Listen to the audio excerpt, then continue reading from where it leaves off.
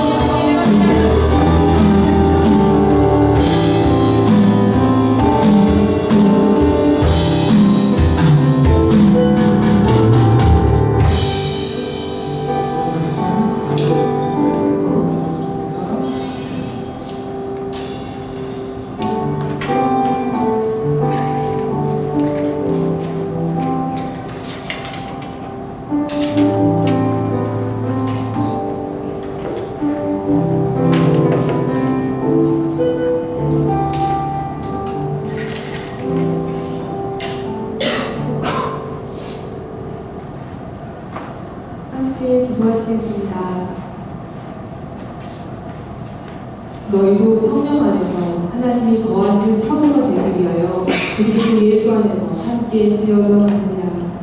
예수 그리스도 우리 영광스러운 이름을 찬양합니다. 예수님의 의로우심이 우리의 의로움이 되셨습니다. 예수님의 거룩하심이 우리의 거룩하심이 되었습니다. 예수님의 온유함과 겸손하심이 우리에게 또한 선물처럼 주어져 우리의 온유함과 우리의 겸손을 버리고 주님의 온유함과 주님의 겸손함으로 옷 입었습니다. 예수 그리스도 그 귀한 이름으로 우리의 공부도 학업도 일도 가족도 예수님의 보혈로 덮임을 받았습니다.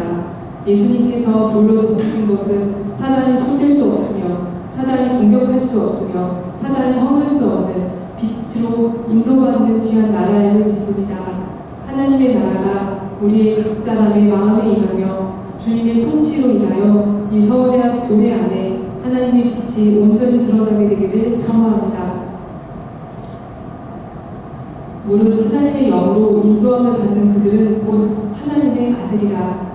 오늘 강동희 목사님께서 성령 충만하여 성령의 뜻을 따라 행하는 삶에 대하여 우리에게 가르쳐 주실 때에 저희가 마음을 열고 주님께 배우기를 원합니다. 그리스도께서 우리를 위하여 내려주신 그 성령의 은혜로 인하여 함께 동행하는 삶, 말씀을 통하여 우리에게 새겨주실 때에 저희가 겸손히 받고 그 안에 행하기를 원합니다. 또한 평안의 매일줄로 성령의 하나 되게 하신 것을 힘써 지키게 하신 그 은혜 그대로 성령께서 우리 공동체를 하나로 묶어주시고 이끌어주셔서 저희 안에 평안과 하나됨이 오직 주님의 은혜로 말미암아 이루어지며 실제로 경험되어지기를 원합니다. 또한 주님께서 특별한 은혜를 허락하셔서 지난 귀한 여름 수련회 가운데 사랑하는 어부의 비전을 우리에게 주셨 가운데 저희가 그 비전을 마음 불시로 품고 함께 나아가길 원합니다. 세가족이 올 때 서로 사랑할 수 있게 도와주시고 하나님께서 보내주신 영혼을 잘 사랑하고 섬겨서 우리 공동체가 회개하고 주님을 따르며 세례받는 사람들이 많이 넘쳐나는 공동체로 주님께서 삼아주시기를 기도합니다. 또한 귀하게 아프리카에서 섬기시는 두 선교사님을 주님 앞에 올려드립니다. 주님께 헌신하여 삶을 드린 두 분의 귀한 아름다운 삶을 보시고 재정의 인적 부분에 모든 분의 부족함이 없이 주님께서 채워주시며 두 분을 통하여 풍미대학교에 하나님의 귀한 헌신의 제자들이 일어나 무간달 나아가 주님이 받으시는 귀한 제사장 나라로 세워지기를 기도합니다. 주님, 우리는 부족하고 연약하오나 주님의 사랑은 한이 없고 끝이 없으며 우리는 작고 연약하고 넘어지거나 주님의 일에는 끝이 없습니다. 주님이 인내하시고 기다려주시고 붙들어주심으로 우리가 다시 일어나 믿음의 길, 좁은 길, 하나님을 향한 그 길을 온전히 걸어가길 원합니다. 저희가 서로 돌아와 사랑과 선행을 격려하는 공동체가 되게 하여 주시고 주님의 눈으로 돌아보며 사랑하며 축복하는 공동체가 되게 하여 주시죠. 오늘의 예배를 귀하게 받으신 주님께 감사드리며 예수님의 이름으로 기도드립니다.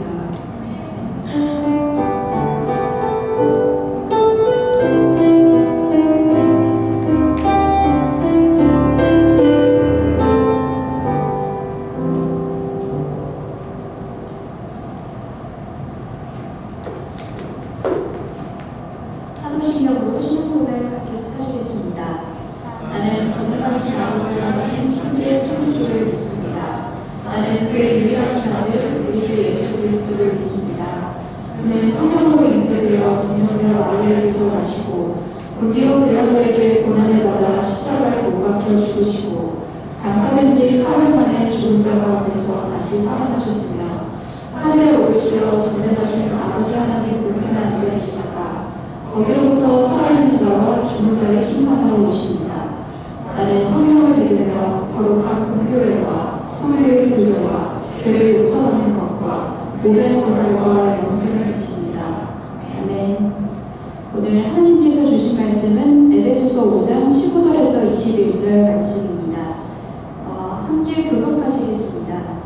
그런즉 너희가 어떻게 행할지를 자세히 주의하여 지혜 없는 자 같이 하지 말고 오직 지혜 있는 자 같이 하여 그러므로 어리석은 자가 되지 말고 오직 주의 뜻이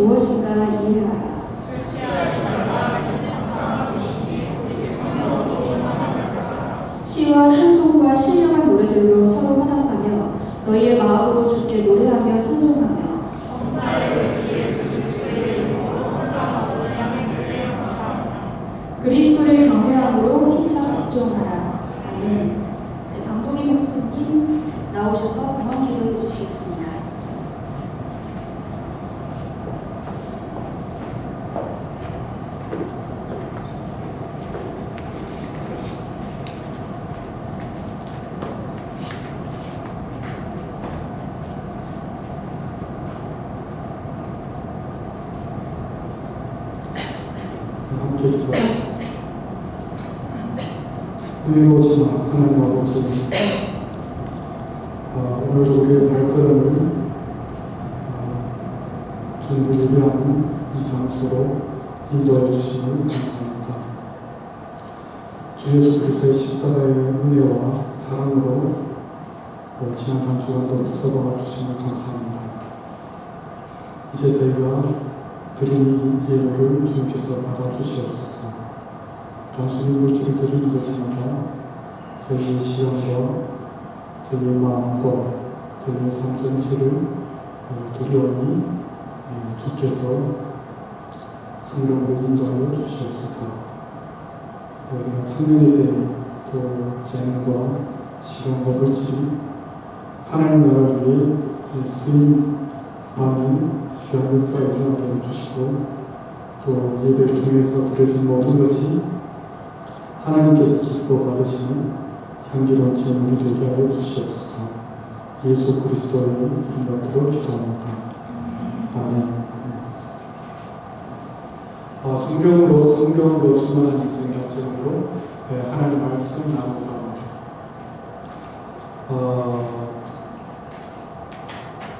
여러분 요즘 어떻게 살고 계시는지요?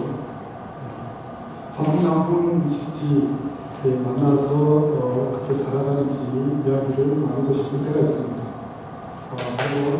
취업 준비로 바쁘신 분들도 계실 거고 또 논문 때문에 고민하는 분들도 계실 거고 아니면 또 연애 때문에 마음 두근거리는 또 반대로 또 마음이 힘든 분들도 있을 수도 있겠죠.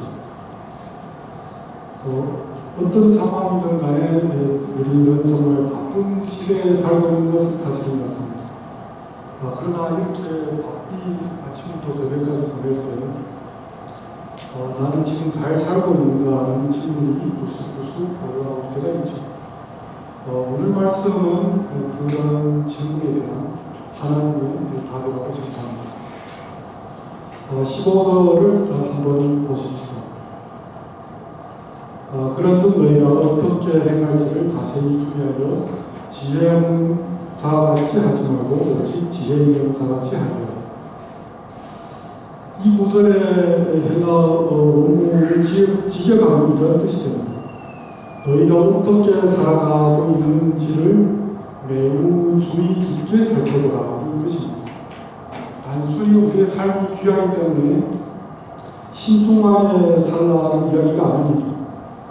지금 내 발걸음이 어디로 향하고 있는지 정확하게 바라보라는 겁니다. 이런 이미지를 우리가 한번 떠올려봅시다. 건물벽에 사다리를 세워놓고 열심히 올라가고 있는 사람이 있어요. 속도도 빠르고 체력도 좋아서 정말 열심히 잘 올라가고 있죠. 그러나 막상 꼭대기에 도착해서 주위를 살펴보니까 이게 사다리를 잘못된 벽에 기대어 놓은 거예요. 열심히 사는데 방향이 틀린 거죠. 열심히 올라가는데 방향이 틀린 겁니다. 이게 지혜 없는 삶이라고 말할 수 있습니다. 성경은 우리에게 이런 질문을 계속 던집니다. 너는 어떻게 살고 있는가? 즉, 내 삶의 방향이 어디냐? 내 삶의 방향이 어디가? 여기에서 방향은 우리가 세상에서 이야기하는 어느 대학교에 갈 것인지, 어느 대학원에 갈 것인지, 어느 직장으로 갈 것인지, 지방으로 갈 것인지, 서울에 남을 것인지, 혹은 외국으로 갈 것인지, 그런 지리적인 방향을 이야기하고 있는 것이 아닙니다. 성경에서는 성경의 삶의 방향을 이야기하고 있습니다. 바울은 오늘 우리에게 말하고 싶은 것이 있습니다. 속도보다 삶의 방향이 중요하다.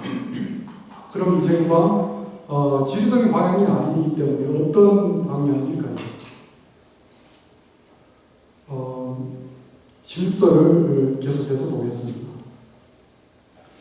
세월을 아끼라 때가 악하니라. 이 구절을 들으면 어떤 생각이 떠오르세요? 많은 분들은 이렇게 생각할 것입니다. 아마 시간을 낭비하지 말고 알차게 정말 살아야 되겠다. 물론 그것도 마음되죠. 그러나 실제 더 풍성한 의미를 담고 있어요. 여기서 앞기라는 단어는 단순히 시간을 전략하라는 의미를 넘어서 기회를 붙잡아 대가를 지불하고 건져내서 사오다는 이런 뜻을 가지고 있습니다. 기회가 있을 때 대가를 지불하고 사오다. 흘러가는 수많은 무의미한 시간을 건져내서 하나님께서 기뻐하는 최선의 기회로 바꾸라는 적극적인 의미죠. 그리고 왜 그럴까요? 16절 후반절을 보시면 때가 악한이라고 하고 있습니다. 이 말은 무슨 말입니까? 우리가 맞닥뜨린 영적인 현실이 만만치 않다는 겁니다. 우리가 살아가고 있는 시대적 배경과 세상의 가치관이 하나님을 거스르고 죄로 가득 차 있다는 뜻이죠. 우리는 바삐 보내고 있지만 또 우리 자신을 살펴볼 때 수많은 시간을 죽이는 기술들이 정말 탁월하게 발전하는 것을 볼 수 있습니다. 쇼츠도 그렇고 틱톡도 그렇고 엄청 짧은 시간 안에 우리를 만족해 하는, 우리의 눈을 즐겁게 하는 것이 있을진데 그것이 우리의 시간을 죽이는 도구가 되는 거죠. 순식간에 만 시간도 지나갈 수 있고 몇 시간도 지나갈 수 있는 것이죠. 그래서 수많은 기술들이, 물론 기술이 그것이 영적이다, 악한 것이다 할 수는 없겠지만 적어도 악한 세력이 그것을 사용해서 우리 성도들에게는 영적으로 잠들게 할 수 있다는 겁니다. 그래서 아침에 저희들이 일어나면 하는 행동이 무엇입니까? 화장실에 가기 전에 하는 행동이 있죠. 보통 폰부터 먼저 보죠. 몇 시인가 확인할 수도 있고. 그러다 보면 이것저것 또 넘기다 보면 또 시간이 지나고. 그러나 시간은 우리 인생 그 자체이지 않습니까? 우리가 시간을 어디에다 쓰느냐에 따라 결국은 우리가 무엇을 살고 있는지를 보여주고 있죠. 우리 성년의 때는 시간이 너무나도 중요하죠. 하나님께서 주신 이 시간, 어디에 투자하고 계십니까? 악한 시대의 흐름에 밀려서 흘러가 버리는 우리의 시간을 붙잡고 계시는지, 하나님 뜻에 맞는 가치 있고 의미 있는 시간으로 바꾸고 있는지. 그러나 아까 우리가 세월을 아끼라는 말에 들어있듯이 시간을 하나님의 뜻에 맞게 사용하기 위해서는 대가를 지불해야죠. 대가를. 어떤 대가입니까? 시험을 잘 못 볼 수도 있고 논문이 잘 안 될 수도 있는 대가가 있을 수도 있죠. 엄청난 큰 대가일 수도 있죠. 실험이 잘 안 나올 수도 있죠. 기도회 한 번 더 나오는 것, 수요 예배 한 번 더 드리는 것, 주일 예배 한 번 더 드리는 것, 아침에 성경 읽는 것, 아침에 기도하는 것, 대가가 필요하죠. 적어도 제일 지불하기 쉬운 것이 무엇입니까? 잠을 적게 자는 것밖에 없죠. 다른 것은 그렇다고 성경 읽기 위해서 회사 출근하지 않거나 학교 나오지 않을 수는 없잖아요. 우리가 맞닥뜨리는 영적 전쟁 가운데서 대가를 지불하지 않고서는 우리의 승리를 담보할 수가 없습니다. 오늘 제목이 성령으로 충만한 인생입니다. 성령으로 충만한 인생은 대가를 요구하고 있습니다. 성령으로 충만한 인생이 거저되는 것이 아니잖아요. 적어도 우리가 말씀 가까이까지는 가야 됩니다. 기도를 해야 됩니다. 예배에 참석해야 되는 거죠. 수요 예배에 어떻게 하든지 시간 내서 없는 시간 짜내서 참여해야 되는 겁니다. 물론 예배에 참석한다 해서 바로 성령 충만한 것이 아니시죠. 그러나 적어도 사모하는 마음이 있어야 되는 거죠. 그래서 말씀과 멀리하고 기도와 멀리해서 성령 충만하는 것은 이것은 문제인 겁니다. 그러니까 말씀 읽지 않고 예배 참석하지 않고 기도하지 않고 나 지금 성령 충만하고 있다고 생각하거나 나 예수 잘 믿고 있다고 생각하는 것은 이게 신앙에 문제가 있는 겁니다.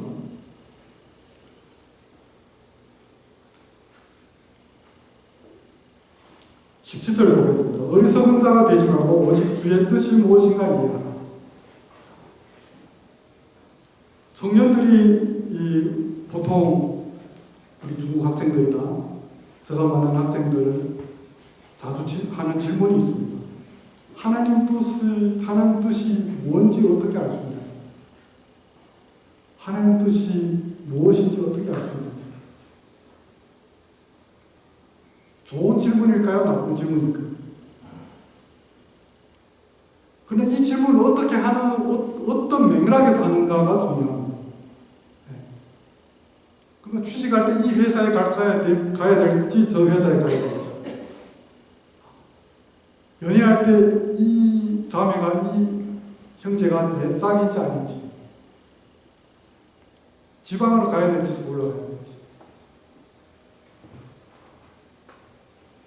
이런 곳에서 하나님의 뜻을 찾아야 될까요? 하나님의 뜻은 마치 지도에 그 어떤 목적지를 찍는 거나 그 점을 찾는 것처럼 이해하면 안 됩니다. 하나님의 뜻은 성경에 이미 다 나와 있죠. 너무 분명하게 나와 있습니다. 물론 하나님께서 우리 삶의 구체적인 선택에 또 관여합니다. 그것도 기도를 해야 됩니다. 그러나 우선 이것은 이 세상의 방향이라는 것을 우리가 알아야 됩니다. 세속적인 방향에서 하나님의 뜻을 찾기보다는 성경이 말하는 하나님의 뜻이 무엇인가? 그것은 바로 어떻게 살 것인가에 관한 것입니다. 지난 수련회 주제가 부르심과 보내심이지 않습니까? 사람 낳는 오부가 된다는 것은 얼마나 명확한 우리 모두에 관한 하나님의 뜻이죠. 성경에서 하나님의 뜻은 너무나도 명확합니다. 예를 들어서 어느 회사에 가느냐는 것은 어느 회사에 가야 되냐 하는 것은 세속적인 그 방향에 관한 것입니다. 그러나 그 회사, 어느 회사에서 어느 회사에든지 어떤 사람으로 살아가느냐는 성경적인 방향이죠. 그래서 어떤 사람으로 살아가는가가 먼저입니다. 어떤 사람으로 살아가느냐, 사람 낳는 어부가 되어야 한다는 것을 하나님의 뜻으로 생각하고 있으면 어느 곳에 가든지 다 괜찮지 않나요?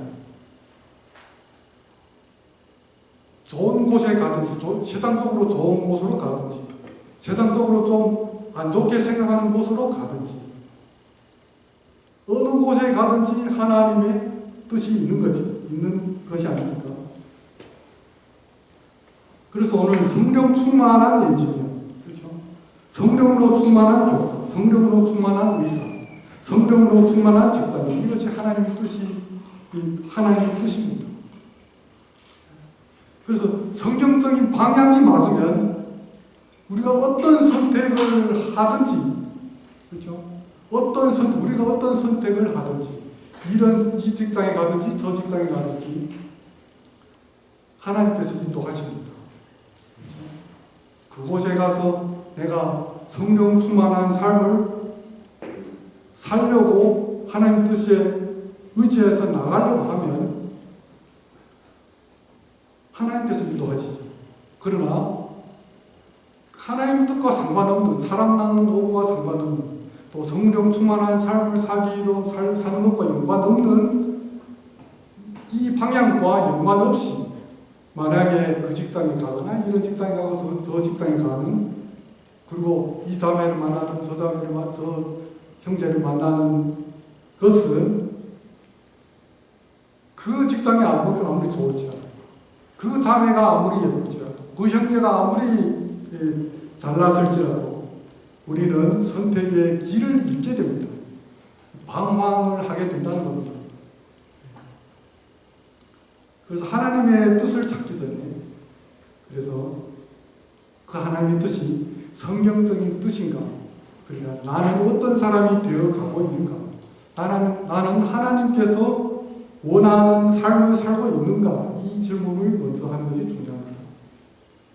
그래서 그것과 연관해서 오늘 18절 보시면 오직 성령으로 충만함을 받으라. 오직 성령으로 충만함을 받으라. 오직 성령으로 충만함을 받으라. 이것이 하나님의 뜻입니다.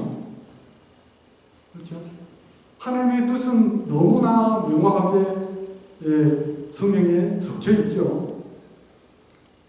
그러나 이 충만하다는 이 뜻, 이것을 우리가 에베소서에 보시면 세 번째 정도 나옵니다. 첫 번째는 에베소서 1장 23절에 나오죠. 교회는 만물 안에서 만물을 충만하게 하시는 이의 충만이다. 교회가 그만큼 중요하다는 겁니다. 근데 세상은 교회를 계속 공격하죠. 교회 안 좋은 것만 보고 교회를 공격하죠. 교회가 실수하는 것 문제, 교회가 그 어떤 횡령하거나 어떤 목사가 왕처럼 군림하거나 여러 가지 안 좋은 일들이 한 가지만 튀어나와도 인터넷에라든지 신문에서 많이 떠들어대는 것을 볼 수 있습니다. 그러나 하나님께서는 이 교회를 통해 만물 안에서 만물을 충만하시는 이의 충만, 교회의 머리신 예수님이 만물 안에서 만물을 충만하게 하시는 이라는 겁니다. 교회가 제대로 서지 않으면 교회를 없애고 이 사회를 세운다든지 이 나라를 세우는 것은 성경적이지 않습니다. 반기독교적인 그 생각을 가지고 교회를 어떻게 하든지 끄집어내리고 거기에다가 새로운 그 어떤 세속적인 공동체로 대체하려는 것은 결국 멸망의 길을 가고 있는 겁니다. 방향을 잃게 되죠. 에베소서 3장 19절 보시면 하나님의 모든 충만한 것으로 너희에게 충만하게 하시기를. 여기에서 충만하다는 이 단어, 성령으로 충만함을 받으라, 그 충만, 그 단어와 같은 단어입니다. 그래서 성령으로 충만함을 받는다는 것은 예수로 충만함을 받는 것, 하나님의 모든 충만한 것으로 충만함을 받는 것입니다.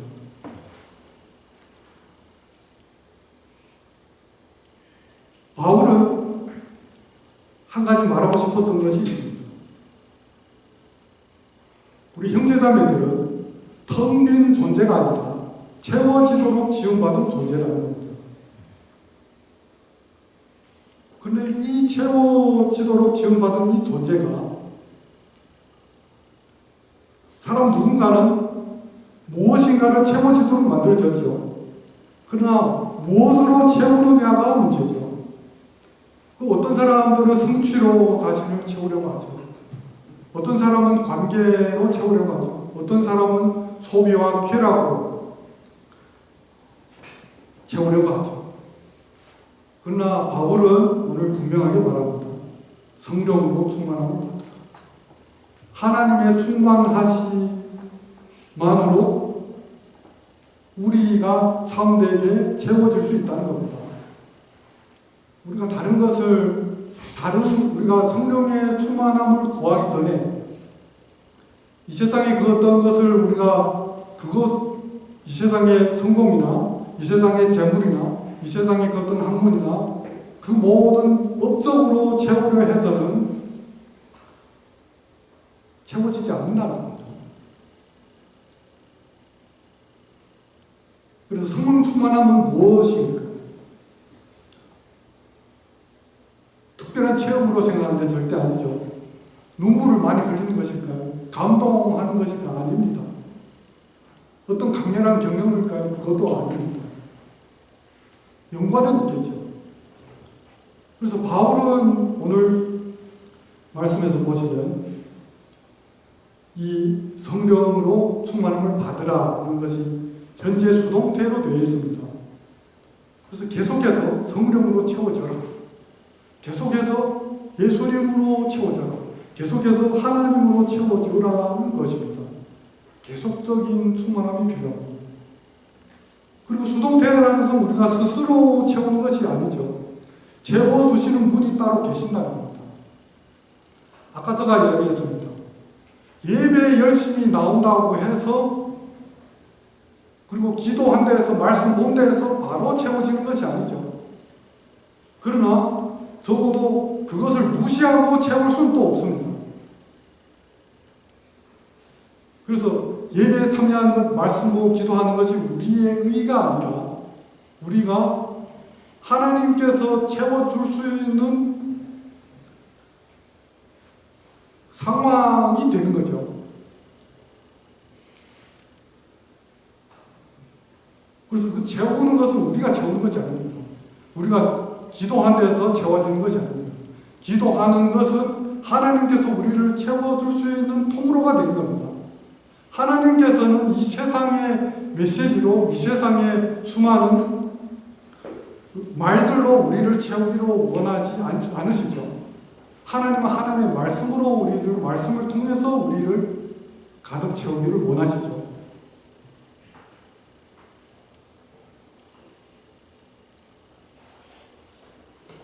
그리고 이것은 또 현재형이라 현재 수동태이기 때문에 현재형이죠. 현재형이라는 것은 무엇입니까? 반복적으로 지금도 지속적이라는 행동이 포함되어 있습니다. 그래서 컵에 물을 부을 때 한 번만 붓는 것이 아니죠. 한 번 부으니까 이제는 안 부어도 되지. 그것이 아니죠. 계속적인 공급이죠. 자동차가 한 번 주유했다고 평생 달릴 수 있는 것도 아니죠. 계속적으로 채워지는 것이 필요합니다.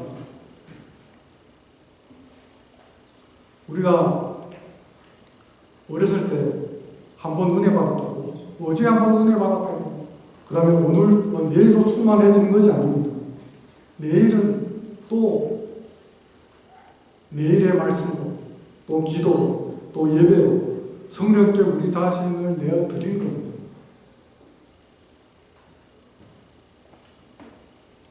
그래서 성령 충만은 그 어떤 신비한 그런 체험이기보다는 말씀과 기도로 우리가 나아갈 때 하나님께서 채워주시는 겁니다. 하나님께서.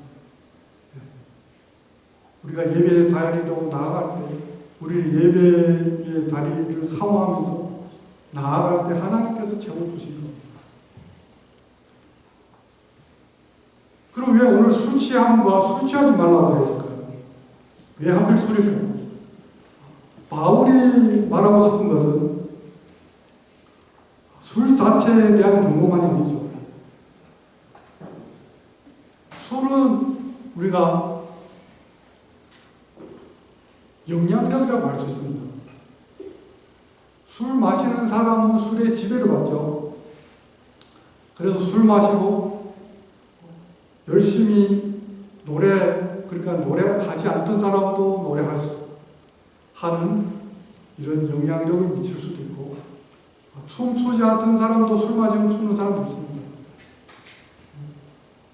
생각도 말도 행동도 바뀌는 사람들이 있어요. 술이 사람을 지배하죠. 본인은 스스로 정신이 술 절대 취하지 않았다고 하죠. 그러나 이미 판단력을 흐려진 상태에서 술의 지배함을 받는 상황이죠. 바울은 이 원리를 우리 삶에 전체에 적용하기를 원하죠. 성공에 취한 사람들은 성공이 무너지면 삶이 무너지죠. 연애에 취한 사람은 관계가 깨어지면 엄청 힘들어하죠. 지금 연애 중에는 자매들이나 형제들은 정말 열심히 기도해야 됩니다. 하나님께서 성령 충만할 수 있도록, 하나님께서 성령 충만을 허락하실 수 있도록. 왜냐하면 우리가 양육할 때 정말 많이 느끼는 것은 연애 상대에 있는 형제나 자매들이 제일 많이 양육을 끝까지 하지 못하게 됩니다. 무조건 무너지게 되거나 무조건 중도 탈락하게 되는 상황이 너무 많아요. 그렇기 때문에 더 열심히 기도해야 될 줄 믿습니다. 돈에 취한 사람은 돈이 줄어들면, 돈을 잃으면 자기의 존재 가치도 잃었다고 생각하죠. 오늘 청년들에게는 또 다른 형태의 소리이죠. 외모에 취한 사람은 거울 속에 자신이 만족스럽지 않을 때 자존감이 무너지죠. 학벌과 성격에 취한 사람은 자신보다 더 나은 사람이 있을 때 견딜 수 없어 하죠. 게임과 쾌락에 취한 사람은 게임을 하지 못하면 그 공허함을 견디지 못하죠. 그래서 오늘 알 수 있듯이 무엇이든지 그것이 나를 지배하면 그것이 우상이 됩니다. 남자친구가 우상이 될 수도 있죠. 여자친구가 우상이 될 수도 있죠. 게임이 우상이 될 수도 있습니다. 그래서 지금의 우상은 나무나 돌로 만든 조각상이 아니죠. 내 감정, 내 생각과 내 시간을 지배하는 모든 것이 우상이 될 수 있습니다. 그래서 바울은 성령께서 너를 지배하게 하라고 합니다. 술에 지배당한 사람의 특징은 자기가 무엇을 하는지 모른다는 겁니다. 반대로 성령께 지배당한 사람은 오히려 또렷하게 더욱더 지혜롭게 살아갈 수 있습니다. 그래서 요즘 정말 자유가 무엇인가라고 생각할 때 지배받지 않는 것이 자유가 아니죠. 가장 좋은 것에 지배받는 것이 자유입니다. 예수 그리스도에 의해, 하나님에 의해, 성령에 의해 지배받는 것이 자유입니다. 그 자유를 무시할 때 우리는 오히려 우상 숭배하게 되는 것을 볼 수 있죠. 오늘 그러면 성령 충만의 증거는 어떻게 나타납니까? 19절부터 21절 보겠습니다. 함께 읽겠습니다. 시와 찬송 노래들로 서로 바라보며 너희의 마음으로 주께 노래하며 찬송하며 범사의 우리 주 예수 그리스도의 이름으로 항상 아버지 하나님께 감사하며 그리스도를 경배하고 피차하옵소서. 성령 충만의 증거로 대략 세 가지가 나옵니다. 우리가 보통 아는 방언, 기적, 치유, 그런 것도 있을 수 있지만 여기에는 없죠. 바울은 세 가지에서 첫 번째 찬양을 말하고 있습니다. 시와 찬송과 신령한 노래죠.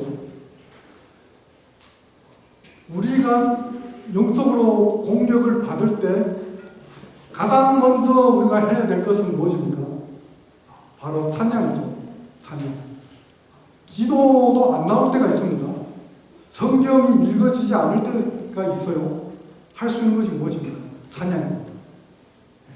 무조건 찬양하는 겁니다.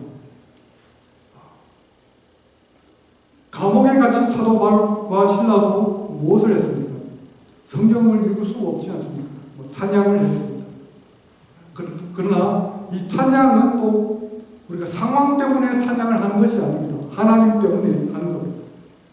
발에 착고가 채워지고 등에는 매 맞은 상처가 있을지라도 바울과 신라는 한밤중에 찬양을 했죠. 찬양은 상황이 좋아져서 나오는 반응이 아니라 하나님께서 여전히 하나님이시라는 확신에서 나오는 고백이죠. 그래서 우리 찬양팀이 이곳에서 찬양으로 시작하는 이 예배가 찬양이 너무나도 중요하다는 것을 꼭 기억하시기 바랍니다. 우리의 삶의 찬양이 사라졌으면 바로 점검을 해야 됩니다. 우리의 신앙의 위기가 왔다는 것을 의미합니다. 두 번째는 감사이죠. 범사에 감사합니다. 감사도 같은 일이죠. 좋은 일이 생겨서 하는 것이 아니죠. 하나님께서 여전히 하나님이시기에 하는 겁니다. 범사라는 말을 주목하십시오. 좋은 일에만 감사하는 것은 누구나 할 수 있죠. 물론 안 하는 사람도 있지만. 그러나 바울은 모든 일에 감사하라고 합니다. 하나님이 하나님이시기 때문에 그 어떤 상황 속에서도 하나님은 변하시지 않으시지 않습니까? 하나님께서는 언제나 그 주도권을 잡고 계십니다. 어떤 상황 속에서도 하나님이 우리와 함께 하시고 그 상황을 선하게 사용할 수 있다는 믿음의 고백이 감사가 됩니다. 취업이 안 될 때, 낙심할 때, 관계가 깨어질 때, 아플 때, 미래가 투명할 때, 불안할 때 우리가 할 수 있는 것이 무엇입니까? 너무 쉽게 불평할 수도 있죠. 그러나 불평은 문제가 해결이 되지 않죠. 하나님께서 우리가 감사하라고 이야기하고 있습니다.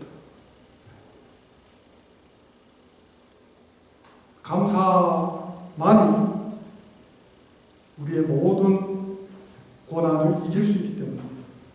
세 번째는 서로 복종하라고 이야기하고 있습니다. 여기서 가장 놀라운 것을 우리가 볼 수 있습니다. 성령 충만의 절정이 관계죠. 관계입니다. 성령 충만의 절정.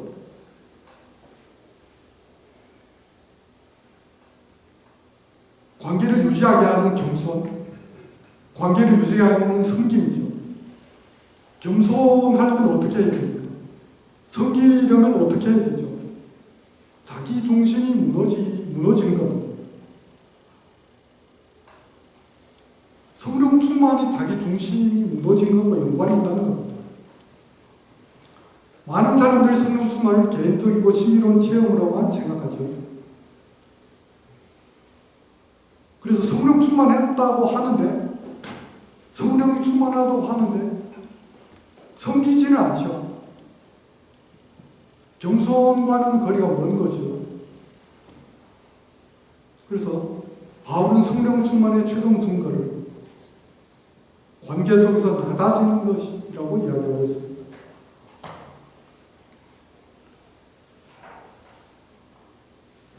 우리가 교회에서 정말 여러 가지 상황 속에서 제일 쉽게 우리의 본성이 드러나는 것이 어디에서 나타납니까? 관계 속에서 나타나죠. 그래서 성령 충만한 사람, 내가 옳다고 우기기보다 먼저 낮아질 줄 아는 사람입니다. 열심히 찬양하고 열심히 기도하고 감사하는 사람이 만약에 자기중심적이어서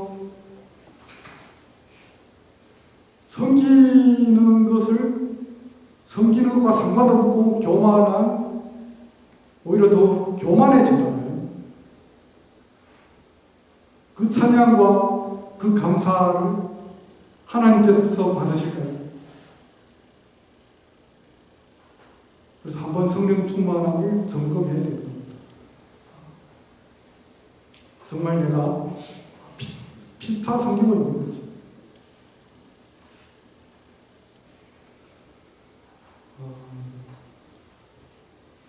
말씀을 묻기 원합니다. 오늘 바울이 우리에게 하는 말들을 우리가 정리해보기를 원합니다. 바울은 우리가 성공하라고 말하지 않습니다. 더 많이, 더 유명해지라고 말하지도 않죠. 오히려 세 가지를 이야기하고 있습니다. 지혜롭게 살아라. 지혜롭게 사는 것은 바쁘게 사는 것이 아닙니다. 방향의 중요성을 인식하라. 어떻게 살 것인가? 성경 속에서 하나님의 뜻 따라 사는 겁니다. 성령의 영은 지혜의 영이죠. 그래서 지혜롭게 사는 것은 성령 충만과 연관되어 있습니다. 그리고 두 번째는 하나님의 뜻을 분별해야 됩니다. 그 어떤 목적이나 점만 찾는 것이 아니라 하나님께서 이미 우리에게 예비하신 방향을 그 방향을 따라가는 겁니다. 사람 나는 어부가 되는 겁니다. 성령 충만한 삶을 살기로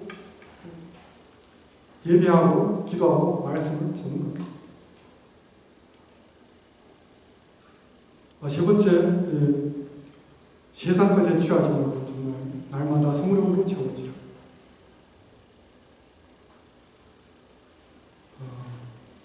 여러분의 인생은 지금 무엇으로 움직이고 있습니까? 두려움인가요? 그러지 않으면 욕망인가요? 사람들의 시선인가요? 그러지 않으면 성령님이신가요? 방향을 바꾸는 것도, 시간을 붙잡는 것도, 성령으로 채워지는 것도 사실 우리 스스로는 할 수 없습니다. 우리 스스로 할 수 있는 것은 무엇입니까? 아까 이야기한 말씀을 가까이 하는 것, 찬양하고 기도하는 것, 예배에 참여하는 것, 그리고 성령으로 채워지는 것은 하나님께서, 예수님께서, 삼위일체 하나님께서 우리에게 채워주신 겁니다.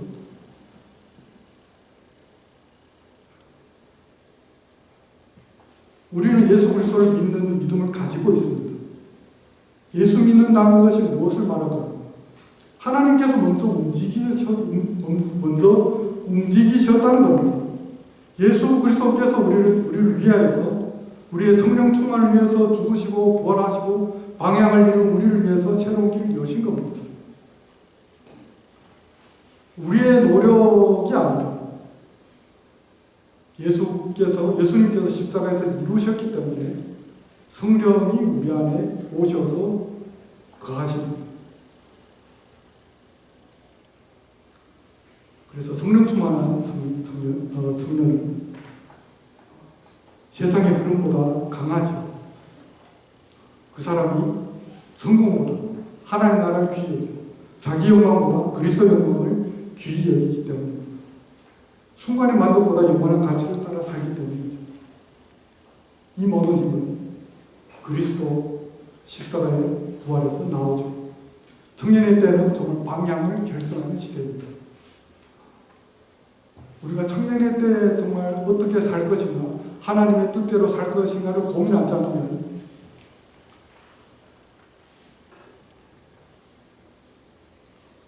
우리가 너무 쉽게 방향을 잃게 됩니다. 청년의 때 정확한 그 방향을 붙잡고 또 그 기회를 붙잡으시기를 바랍니다. 예수님께서 이미 이루셨습니다. 함께 기도하겠습니다. 하나님 아버지, 오늘 성령으로 충만한 인생에 대해서 나눴습니다. 하나님 아버지, 우리가 조금 더 주님과 가까워지기를 원합니다. 말씀 가운데 거하기를 원합니다. 찬양하기를 원합니다. 예배 가운데 거하기를 원합니다. 성령께서 또 예수님께서 하나님께서 우리에게 부어주시옵소서. 주님의 충만함으로 우리에게 가득하게 해주시옵소서. 그래야 우리가 이 세상 것을 쫓아서 우리에게 채우는 것이 아니라 하나님의 말씀의 은혜로 하나님 자신으로 우리에게 채울 수 있도록 도와주소서. 또 그것에 감사하고 찬양하고 또 피차 겸손하게 섬길 수 있는 우리가 될 수 있도록 도와주소서. 예수 그리스도의 이름 받들어 기도합니다. 아멘.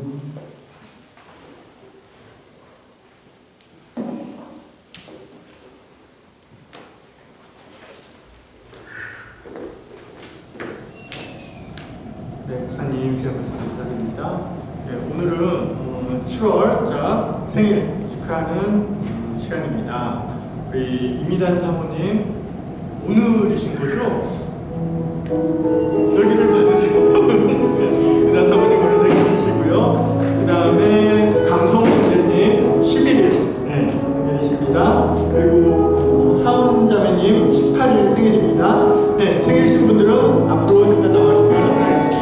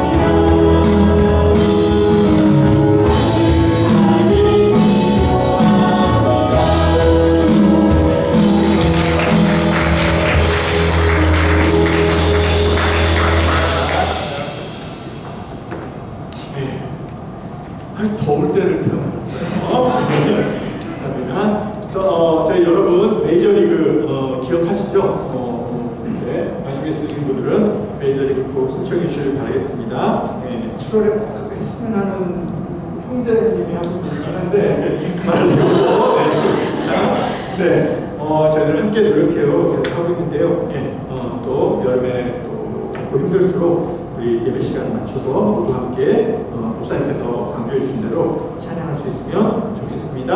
감사합니다.